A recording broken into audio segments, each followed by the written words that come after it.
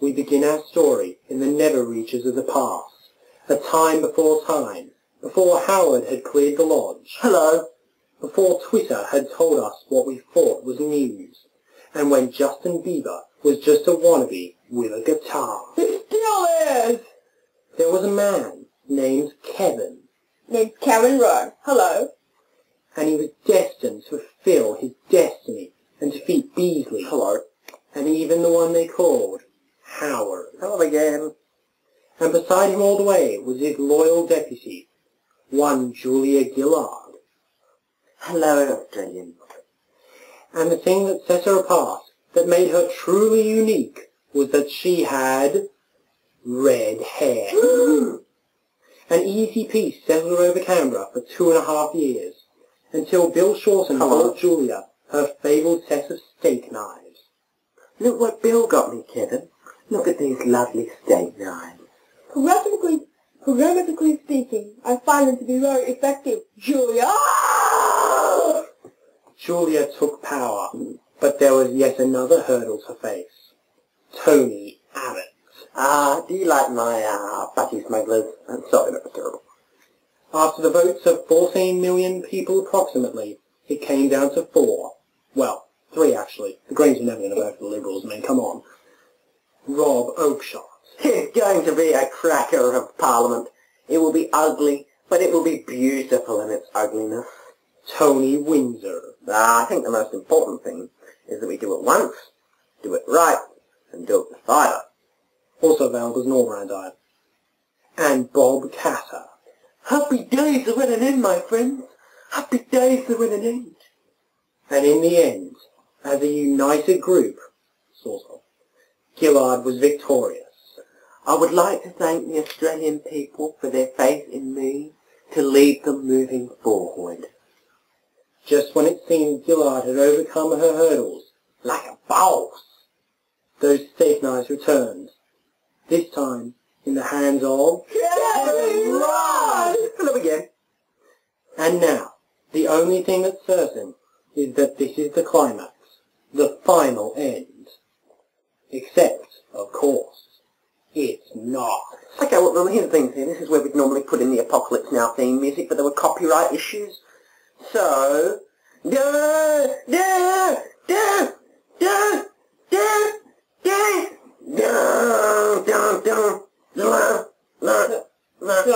there we go. Okay, all yours, Left Wing. It's a scorching hot day here in our broadcast centre in Burke, and welcome to our debut episode of the Teen Motherload of Politics, otherwise known as Teen Mob.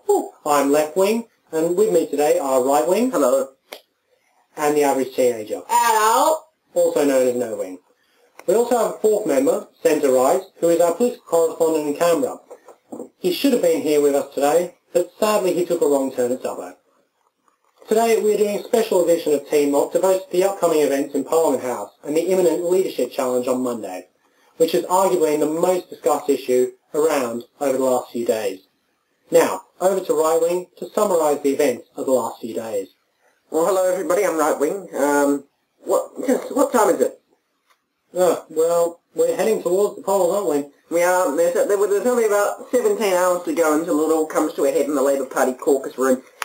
And I suppose it's an omen that our first edition is a special edition, but it's been brewing, hasn't it, over the last few weeks. And on the day that it was conceptualised, Wednesday, I think that's when everything exploded. The day began with the Minister for Regional Australia, Regional Development and Local Government, and Minister for the Arts, Minister Crean. Oh, did you have to? Yes, I did. Stupid politicians with a long name. Protocol.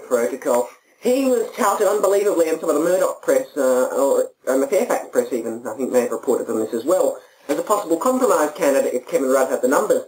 But things were still being tilted down by the Labour Party as just Murdoch spin, and I suppose to a certain extent they were, but eventually by mid-afternoon it had spread into a bushfire that couldn't be quelled, and there was only one resolution to that, and that happened at about 5:20 on Wednesday afternoon. The now ex-Minister for Foreign Affairs, Mr. Rudd, went on television and said that he was resigning from the post, that he had been a passion project of a post that he'd held since the 2010 federal election, and because he had quite lost the confidence of the Prime Minister, and quote, and being due to the workings of, quote, Minister Crean and several other faceless men, it was a rather extraordinary attack. He said that he would come back to Australia and make up his mind on what he would do. And within a few hours it had just exploded, and the Prime Minister called a leadership spill for Monday. Since then, players of all persuasions have been giving their opinions. I think one of the strongest statements in favour of the current Prime Minister, Ms Gillard, he has broken the golden rule already, ladies and gentlemen.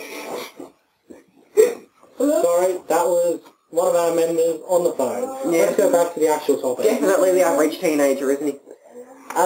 Yes, so one of the first shows of support for the Prime Minister was when the Treasurer and Deputy Prime Minister, Minister Swan, came out and basically said that Minister Rudd had never been an easy person to work with, had always been dictatorial, and had never fully appreciated the Labour cause, whereas, as the average teenager just rejoins us, whereas the Prime Minister had done all of those things, and had definitely was definitely the person to lead the party. And I think that was sad to a certain extent, because they go back a long way, they do, Swan and Rudd.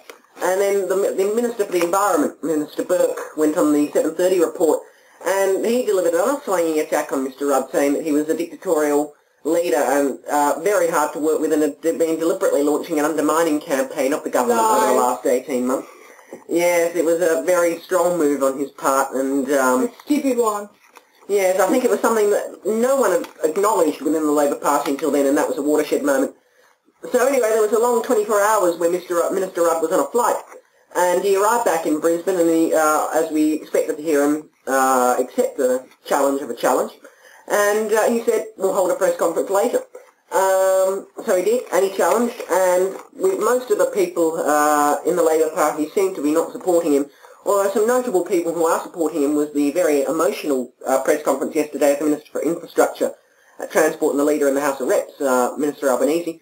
He said that his life was devoted to the Labour Party, and he was in tears when supporting Mr Rudd. Also, Minister Bowen, Senator Cameron, and also Minister McClelland, and Minister Ferguson, I believe, is the first, all supporting Mr Rudd, all senior ministers and all good support. However, the majority of people, Minister Carr was another one, he was always definitely very much a Rudd supporter, but the majority of people, such as Attorney General Roxton and Minister Burke, all said that they couldn't work under a Mr Rudd cabinet and promised to quit. So pretty damning stuff, and I did notice that most of the ministers that were coming out in favour of Gillard were more bold in their criticisms of Mr Rudd than the people coming out in favour of Mr Rudd were of Miss Gillard. And here we are now,